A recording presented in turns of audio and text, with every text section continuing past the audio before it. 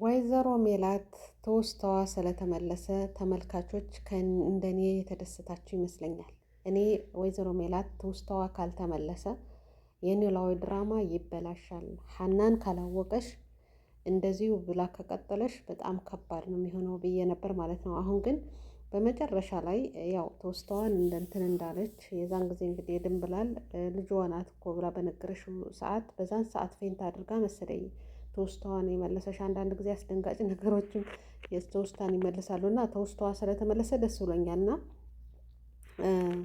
እንግዲህ እኔ ሀና ሀሴት ስትላት እኔን ነው ብላ ሰፍሰፍ ብላ ስትቀርባት አዎ ልጄ እንደሆንሽ አውቃለሁ፣ እርግብ ማን ሌላ እንደሆንሽ አውቃለሁ እና አሁን ትውስታዬን ማንም ማወቅ እንዲያውቅ አልፈልግም ብላ ስነግራት ለምን ስትላት አባታችሁ ተሎ ነው እንትን የሚል ባዩሽን እንትን ላልብላ እኔ ትክክለኛውን እስከማውቅ ድረስ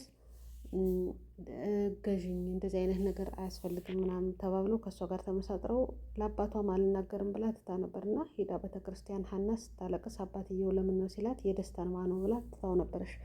በዚህ መሀል ግን ያሴርና አቶ ኖላዊ እስካሁን ድረስ እንከታተል የነበረ ወይዘሮ ባዩሽ የእርግብ አክስት እንደሆነሽ የወንድሟ ልጅ እንደሆነሽ ፎቶውንም ምኑንም ማስረጃውን እንስጥ እንግዲህ በኋላ ራሷ አሳልፋ መቼም እና ቤተሰቦቿን ትጨርስባታለሽ ወይዘሮ ባዩሽ እና ይህን ነገር በየዋህነት አሳልፋ አትሰጥም ብለው ተመካክረው ሰጥተዋል ማለት ነው። ግን ሀና ወስዳ ለእናቷ አላሳየሻትም። በዚህ መሀል አቶ ኖላዊን እና ያሴር ሊጠይቋት ሄዱና እንዴት ነዎት ምናምን ተባብለው ከዛ ያለውን ነገር ይነግረዋል። ወይዘሮ ባዩሽ እኮ ናት ከዚህ ሁላ ጀርባ ሁና ድራማ ስትሰራባቸው የነበረች አሁንም ተጠንቀቋት የእርግብ አክስት ናት እያሉ ሲነግሯት የቆዩ ማለት ነው። ከዛ መሀል ምን ብላ ጣጥላቸው ሄደሽ ማናት ደግሞ እሷ ግን ከእሷ ቀድማ ስላወቀሽ ትውስታዋን እንትን ስላለሽ ትክክለኛ ጥርጣሬዋ ትክክል ሆና ባዩሽ ምን እያደረገች ነው የሚለው ለእሷ በጣም ጥሩ ሆነ ማለት ነው። ከዛ መሀል ሀና ትመጣለች። ሀና ስትመጣ አባትሽና ያሴር መጥተው ነበር ያለውን ነገር ነገሩ ስትላት እኔ እኮ ፎቶውን ሰጥተውኝ ነበር ማስረጃ እነሱ ሲከታተሏት እንደነበረ ወይዘሮ ባዩሽ የእርግብ አክስት እንደሆነሽ እኮ ነው ያውቄያለሁ ግን በዚህ ላይ ብዬ ነው እንጂ ብላ እንትን ትላለች። ከዚህ መሀል እንግዲህ ለሰላምና ለምላሴ ትውስታዋን እንዲነግሩ ለአባታቸው ግን እንዳይሰማ አድርገው ለእነሱ ነገሯቸው። በደስታ እንትን ብለዋል። ዋናው ያንቺ መመለስ ነው ብለዋል። አሁን ደግሞ ማነጋገሪያ የሆነው የወይዘሮ የአርቲስት ገነት ወልጃለሁ እግዚአብሔር ይመስገን ብላ በለቀቀሽው ፎቶ ሁሉም ሰው መነጋገሪያ ይሆናል። እንግዲህ ታውቃላችሁ አርቲስት ገነት እንዲያውም አርያ ትሆናለሽ ትዳር ከወለዱ በኋላ አለመግባባት እንትን ሲል መፋታት አለ። ግን እንደዛ ብሎ ያኔ ተለያይቷል ማለት አይደለም እያሉ ብዙ እንትን ሲባል ነበር። በተለይ እና አብርሽ አሁን ባሉበት ገና ባልተወለደ ልጅ ገና ወድ ውስጥ ባለ ነገር አርግዣለሁ ተብሎ እንኳን ለማይወራ አይወራም በድሮ በቤተሰቦቻችን ማለት ነው። አሁን ግን በተረገዘው ልጅ ክርክር ገጠሙበት ማለት ነው። አብርሽና ሩታ ጤነኛ ሆኖ ይወለድ አላህ ጤነኛ ያድርግላቸው። ምን ይሁን ሳይታወቅ በዛ ክርክር ገጥመዋል ማለት ነው። መፋታት ማለት መለያየት ማለት አይደለም። አለመግባባት ጭቅጭቅ ካለ ይሻላል። እንግዲህ እነ ገነት ከ10 ምናምን ዓመት በኋላ ከተለያዩ በኋላ ልጆቻቸውን አሳድገው ምን ብለው ተገናኝተው ባለፈው ጋብቻ ሁለተኛ እንዳደረጉ እንትን ተብሏልና እርጉዝ ናት ምናምን ሲባል ነበር። አሁን ግን በፔጇ ላይ እግዚአብሔር ይመስገን ብላ የህፃን ጣት ከእጇ ላይ አድርጋ መነጋገሪያ ሆኗል። ይህን ጣት ታውቀዋለህ ወይ የተባለ ሰይፉ ራሱ ሲጠየቅ ነበርና ከትንሽ ወራት በፊት 50 ዓመቴ ብላ ልደቷን ስታከብርም ታይቶ ነበር። ብዙ ሰዎች የመዳም ቅመሞች ተስፋ እንዳትቆርጡ ትወልዳላችሁ ይኸው ገነትም ወልዳለሽ እያሉ ብዙ ሰው እንግዲህ እድሜውን በስደት ላይ እንደሰደደ የሚያሳይ ነገር ሳይወልድ ተስፋ የቆረጠ ያህል ይሰማል ማለት ነው። ረሱላችን ሰለላሁ ዐለይሂ ወሰለም በ40 ዓመታቸው ኸዲጃ ረዲየላሁ ዐንሃን አግብተው ወልዳለች እንግዲህ በሴት እንትን ማለት ነው ወልዳለች ልጆች እና 50 ዓመት ስለሞላ 60 ዓመት ስለሞላ ሴት አይወልድም ማለት የለም። የድሮ ጉልበታችሁ ውበታችሁ እንትን ይላል የማለት ነው እንጂ ልጅ ይወለዳል። አላህ ነው የሚሰጠው፣ አላህ ነው የሚነሳው። እና ብዙ የመዳም ቅመሞች ተስፋ የቆረጡ እንዳሉ ከዚህ ላይ የሚያሳየው ኮሜንት ላይ ብታዩት እንደዛ ነው። እንኳን ደስ አላችሁ የመዳም ቅመሞች፣ ገነት አርቲስት ገነት ወለደች የሚል ነው። በቃ ደስታ ማለት የደስታ እንትን ፍንጭ እንትን ያለ በፊት ባለፈው የ60 ዓመት እናት ወልዳለች ተብሎ በትግራይ ክልል ደግሞ በመቀሌ በስንት ዓመቷ መካን የሆነች ልጅ የሌላት ወልዳለች። እና አላህ ይሰጣል። አላህ እንትን ማይለው የለም። ገኒ ደግሞ 50 ዓመቷን በይፋ 50 ዓመቴ ነው ብላ ስለተናገረች እንግዲህ መውለድ የለም ብለው ሰው የጠበቀ ኑሮ ይሁን እኔ አላቅም። ብቻ እንደ ታሪክ ሆኖ እንትን እያለ ነው ያለ። እሷ ገና ከቻናሏ ላይ ያለቀቀሽውም ኢንስታግራም ላይ ነው እንትን የተባለው። ግን ሁሉም መነጋገሪያ ሆኖ ሰይፉ ላይ ራሱ ሂዶ ይህን እጅ ታውቀዋለህ ሆኝ እየተባለ እንትን እየተባለ ነበርና እርግዝናዋን እንዳረገዘሽ የሚያሳይ ነገሮች አሉ የሚል አለ። አይ ውሸት ነው የሚል አለና ለማንኛውም አርቲስት ገነት እንኳን ደስ አለሽ፣ እንኳን ለዚህ አበቃሽ። ጥሩ ነው። ሴት ከሆነች ደግሞ ለሴትቷ እህትሽ ልጅሽ እህት ትሆናታለሽ። ሁለት ወንዶች ስለሆኑ 3 ናቸው 2 ማለት ነው። እና ደስ የሚል ቤተሰብ ነው። እኔ በጣም ነው ደስ የሚሉኝ አስተዳደግ ልጆቹ ስነ ስርዓታቸው ያለው ነገር ሁሉም ደግሞ ከስራ ላይ ነው ያለ። ስራ የፈታ ልጆቿ አልሐምዱሊላህ የተባረከ ልጆች ነው ያሏት። ማለት በአሁኑ ሰዓት ወጣቶች አልሆነ ቦታ ላይ ነው የሚያሳልፉት እና እነሱ ግን እየተማሩ ስራ የያዙ ገንዘብ እንትን የሚሉ የሚያመጡ ጀግና ልጆች አሏት። እሷም ጀግና ስለሆነች አሁን ደግሞ የበለጠ እናትና አባት አንድ ላይ ሲሆን በጣም ደስ የሚል እንደገና አዲስ ነገር ልጅ ሲመጣ ደግሞ ታሪክ መስሎ ነው እንትን ያለውና በጣም ደስ ይላል። እንኳን ደስ አላችሁ እንግዲህ የወይዘሮ የአርቲስት ገነት ቤተሰቦች፣ ልጆች፣ ሁላችሁም ተከታዮች እንደዚሁም ደግሞ ለስደተኛው ተስፋ ስለሰጠሽ እኔ ባላህ ተስፋ ቆርጬ አላውቅም። በነገራችን ላይ አልሐምዱሊላህ ልጆች ባሉኝ ወደፊትም ሂጅ ልጆች ወልጄ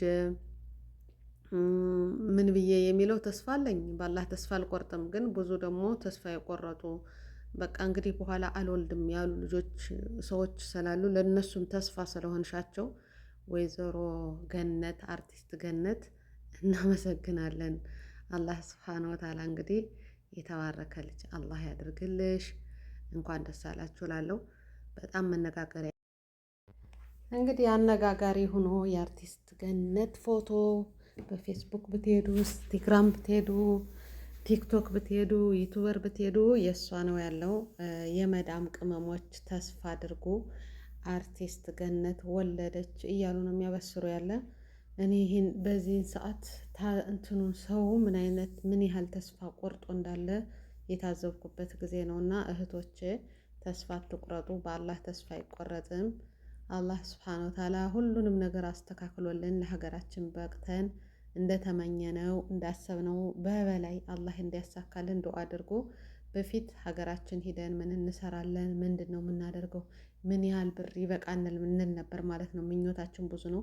አሁን ያነ ተቀይሮ የመኖርና ያለ መኖር ሀሳብ ነው ያለ በሁሉም ሰው ነው ብዬ አስባለሁ። ሁሉም ጊዜ ጦርነት ነው፣ ሁል ጊዜ ተኩስ ነው፣ ሁል ጊዜ ጭንቀት ነው። ኑሮ ውድነትን ሰው ያማራል። ሰላም ካለ ሰው ተመሳስሎ ጎረቤት ቡናም አብሮ ጠጥቶ ቁርስን በልቶ ያሳልፈዋል። ያንን ችግር ግን የሰላም ጉዳይ በጣም ከባድ ነው። እንደ ሰላም አይነት ትልቅ ነገር የለም። አላህ ያድርግልን። አላህ ሀገራችን ሰላም አድርጎ፣ እህቶች ደግሞ ተስፋ አትቁረጡ፣ አግቡ፣ ውለዱ። ነገና እንትን አትበሉ። ወላሂ ውለዱ። ልጅ ዘር ጥሩ ነው፣ እንደምንም ብሎ ያድጋል። ብዙዎቹ ማሻአላ አግብተው ልጆቻቸውን ወልደዋል። ብዙዎቹ ደግሞ በቃችን አድርጌ ብሎ ትናንትና እኔ የቲክቶክ ሰፈር ሀዩ ላይ እኔ ቆርቆሮ ቤት መስራት አልፈልግም ፎቅ ልሰራ ነው እንጂ ምናምን ስትል እንግዲያማ እንደ መዳሞች ያለ ቤት ለመስራት ብለሽ እድሜሽን በሙሉ ከዚህ ላይ ጨርሽ። ቆርቆሮ ከሳር ቆርቆሮ ቀይረን ነው እኛ ቤት አለን የምንለው። ባለው ነው ሰው በአቅሙ ነው እንጂ ካላቅም ላይ ስንንጠለጠል እድሜያችን ሁላ ጤናችንም አተን ሞትም ይኖራል። እንደዚህ አይነት ነገር ይሆናል። እንደ ራሳችን መሆን ያለብን፣ እንደ ጎረቤት መፎካከር የለብንም። እንደ ራሳችን ከሆነ ከነበርንበት ከፍ ካና አላህን ማመስገን አለብን። ብዙ ጊዜ ከሳር ቤት ወደ ቆርቆሮ፣ ከቆርቆሮ ቤት ደግሞ ወደዛ እየተባለ ነው እንትን የሚባል ቤት ቤት ነው የሚባል። አሁን ቤታው አሪፍ ነው፣ ቤት መኖሩ ጥሩ ነው። ግን በራሳችን ነገር ቤት ሳይኖረን እቃ የምናጠራቅመው ነገር አሁን ላይ ደግሞ ማሻአላህ በ500 በ600 ሺህ ብር ቤቱ ገና ሳይኖር እቃ ይገዛል፣ ሶፋ ይገዛል፣ ፍሪጅ ይገዛል፣ ማጠቢያ ያን ቦታ ለምንትን ለማለት በየቦታው እየሄደ ተንከላቶ ቤቱ ሳይሰራ እቃውም ምንም ነገር ሳይሰራበት ተበላሽቶ ይቀራል። ይህን ነገር እንትን ማለት አለባችሁ፣ ገንዘባችሁን ያዙ። ብዙ ሰዎች ገንዘብ ተበልተናል የሚሉ ኢትዮጵያ ከተገባ በኋላ ነው። ብዙ ስቃይና መከራ አለና ያንን ነገር እናንተ መያዝ ከቻላችሁ ሀሳብ ካላችሁ የማግባትም የመውለድም የመኖርም እንደ ሌላው ህይወትን መኖርም ይቻላል ማለት ነው። እኛ አስተሳሰባችን ሌላ እየሆነ ነው። ከአቅማችን በላይ ነው የምናስበው፣ ከሌለም በላይ ነው። እንደነከሌ ካልሆነ ብለን የምንፎካከረው ነገር ግን ምንም ከፍም አያደርገንም፣ ከዛው ላይ ነው የሚያስቀረን። እና ውድ ቤተሰቦች፣ ውድ በስደት ላይ ያላችሁ እህቶች ተስፋ አትቁረጡ። ብዙ ልጆች ሰርተው ተቀይረው ሀገር ገብተው ቤተሰብ መስርተው ወልደው ጥሩ ቦታ ላይ ያሉ እንዳሉ እነሱን ነው ማየት ያለብን፣ ባለን መብቃቃት እንጂ አሁን እኔ ቢላ ቤት ነው ያለው ከሰው ቤት የምሰራበት እንደ አረቦቹ አይነት ይሄን አሳካለሁ አለ። እኔ ያቅሜን ልክ ቤተሰቦቻችን በአንዲት ጎጆ ውስጥ በአንዲት ጎጆ ስር እኮ 6 7 ሆነን አድገናል። ትንሽዬ በስንት ትሆን እንዲያው የገጠርን ቤት ታውቁታላችሁ። ትልቅ የሚባል እንኳን ለሂል ጎተራ ማስቀመጫ ምናምን እንጂ አልጋው ከላይና ሀታሽ ተሰርቶ ልጆችም ከላይ ሀታሽ ሆኖ ነው ያደግነኛ። ያደግነበት ግን ፍቅር ስላለ ቤቱ ሰፊ ነው። የምትጠረገው ቡና የምትፈላባት ወልወል እኮ መስገጃ ቦታ አታህልም። ለቡና ብቻ ቁጭ ተብላ ለረኮበት ብቻ ቡና የሚፈላበት አብዛኛውን በረንዳ ላይ ምናምን እንደዛ ብለን ያደግነበትን መርሳት የለባችሁም። አሁን ቢላ ቤት 3 እኛ ስንሄድ ስንመጣ የምንውለውን ቤት ልክ እንደዛ አይነት ቤት ካልገዛነ ብለን እንደዛ አይነት ነገር ኑሮ እንትን ካላልነ ብለን አብሮና ይቀበል። ፍቅር ያለው ቤተሰብ፣ ፍቅር ያለው ቤት፣ ፍቅር ያለው ቤተሰብን መስረት ነው ያለብን ባለን መብቃቃት እንጂ አሁን ላይ ለዕለት ተበልቶ የሚታደር ለዕለት ሰርቶ እንትን ከተባለ ያን በቂ ነው ማለት። በፊት ላይ ልጆችና ውርስ ምናምን የሚሉት የድሮ እናት አባቶች ይዘውት ሂደዋል። አሁን ላይ ለራሳችን ሆነን ከሰው እጅ ሳንጠብቅ ጤነኛ ሆነን ማለፍ ትልቅ ነገር ነው። አርቀን ስናስብ ወደ ኋላ እየቀረነ ነው እና የአርቲስት ገነት ቪዲዮ ከተለቀቀ በኋላ ሁሉ ሰው በተለይ ስደት ያለ ሰው ተስፋ እንደቆረጠ የእውነት ኮሜንቱን ብታዩት ምን ብትሉት በቃ ተስፋ አለን የሚል ነው። ተስፋ አድርጉ፣ ኢንሻአላህ ተስፋ አትቁረጡ። አንድ ቀን ነገሮቹ ካሰባችኋቸው በበላይ ተስተካክለው ጥሩ ቦታ እንገኛለን ኢንሻአላህ። ተስፋ አትቁረጡ። ብዙ ልጆች ማሻአላህ ጎበዞች ናቸው። ትዳራቸውንም በአንድ ጎን ይመራሉ፣ ስራቸውንም በአንድ ጎን ይመራሉ። ደግሞ አንዳንዶቹ ደግሞ ልክ ሰርተን ከዚህ ስደት ላይ ሆነን ትዳር ምን ያደርጋል ሀገራችን ገብተን በቃ የተስተካከለ ህይወት እንይዛለን ሲሉ ደግሞ ያው እድሜያቸውን በዛው ገፋ የሚያደርጉ አሉ። ያን ነው አሁን ሰው የሚያቋጨውና ቁርጥ ተደርጎ የሚኬድበት ስላልሆነ አሁን ኢትዮጵያ ምድር ላይ የሄደውም እየተመለሰ ሀዛ ያለውም ህፃኑም ወጣቱም እየተጓዘበት ስላለ ተስፋ የሚያስቆርጥም ስለሆነ ያለው ጦርነቱ ሰላም አለመኖር ብቻ ተስፋ እያስቆርጠው ነው ያለ ህዝቡን። ገንዘብ ብቻ አይደለም፣ በፊት ገንዘብ ነው። ምንድን ነው የምሰራ 100 ሺህ ብር 50 ሺህ ብር ብዙ ናት በሰላሙ ጊዜ። ይህን ያህል ምንድን ነው የሚያሰራኝ? ምንድን ነው የምሰራ? በደህና ቀን የወጣችሁትን አርፋችሁ ተቀመጡ ይላል። እዛ ያለ ሰው ደግሞ እንደዛ እያለ ተስፋ ሲያስቆርጠው ቆየ። አሁን ደግሞ የመኖርና ያለ መኖር ነው ያለ ህልውና ያለው ላይ ማለት ነው። ሀገር ብሄድ ምንድን ነው መሆነው? ሰላም የለም። በተለይ በአማራ ክልል ላይ ዲያስፖራ ነው የምትመስሏቸው። እናንተንም ቤተሰቦቻችሁንም እያገቱ ብር ነው የሚመሸልጡ። መሞትም አለ። ያን ሁላ ባለበት አሁን ሌላ ነገር ማሰብ አያስፈልግም። መኖራችን ነው መኖራችን እንዴት ነው መኖር ያለብን? እንዴት ነው የሀገራችን ሰላም ተመልሶ ከቤተሰብ ጋር መኖር የምንችለው እንዴት ብለን ነው የምንልበት ሀሳብ መጣ ማለት ነው። በፊት ስለ ገንዘብ ጉዳይ ነበር የምናስበው። አሁን ደግሞ የመኖርና ያለመኖር በጣም ከባድ ሁኔታ ነው ያለ። ተኩስ ማንሰማበት ሰላም፣ ፍቅር፣ በቃ አንድነት ተዛም ህዚም ብለን ከሰራነ እንሰራለን እኮ ሀገራችን ስራለን። በበረሃው ወጣ ብትሉ በደንብ ትሰራላችሁ። ከተማን ለቀቅ ካረጋችሁ ለመስራት ከተማ ለመብላት ነው የሚኖረው። ሁሉም ከተማዎች የሰራችሁትን ተረጋግታችሁ ልክ እረፍት እንደሚሄዱት የዱባይ አውሮፓ እንደሚሄዱት ወደ ከተማይቱ ሄዳችሁ ላሽ አርጋችሁ በልታችሁ ዞራችሁ ገጠር ወጥታችሁ ስራ መስራት። ስራ ያለ በገጠር ነው፣ በበረሃ በምናምን ልክ የዚህን ፀሐይ ስለለመድነው ሰላም አላህ ያድርግልን እንጂ ሀገራችን ላይ እንሰራለን እንኖራለን። ኢንሻአላህ አብሽሩ፣ ተስፋ አትቁረጡና በገነት ኮሜንት ባየሁት ብዙውን ተስፋ የቆረጠ እኔ ደግሞ ሰው ሁላ በተስፋ የሚኖር ይመስለኝ ነበር። አሁን ለካ ተስፋ እኔ ብቻ ነኝ ተስፋ የቆረጥኩበት ተስፋ ደግሞ ምን መሰላችሁ? የሀገራችን ነገር ከአመት አመት ከወር ከወር እየጨመረ እንጂ ሰላም የማይመጣበት ሲሆን በዚህ ተስፋ ቆርጫለሁ። ወላሂ በቃ የሆነ ሀሳብ እስከ መቼ ነው እንደዚህ ብለን የምንኖረው የሚለው ነገር አለና አላህ ሀገራችን ሰላም ያላህ ያደርግልን።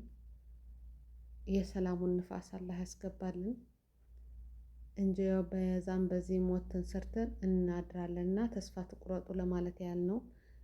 የገነት መውለድ የመዳም ቅመሞችን አነጋጋሪ አድርጓል። አይዟችሁ እህቶቼ ኢንሻአላህ ያልፋል። ሁሉም ነገር እንዳሰባችሁት ከዛም በላይ አላህ ይሰጠናል። ተስፋ አትቁረጡ።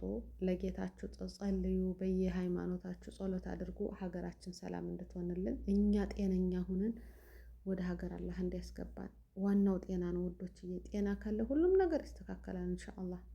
ጤናችሁ አፊያችሁ ደህና አላህ ያድርጋችሁ። አላህ ይጠብቃችሁ። ወጥቶ ከመቅረት አላህ ይጠብቃችሁ። ብዙዎቹ እያለቀሱ ምን እያሉ ነው ያለና ጤነኛ አላህ ያድርጋችሁ። እህቶች መልካም ቀን ይሁንላችሁ። ሰላም አለይኩም።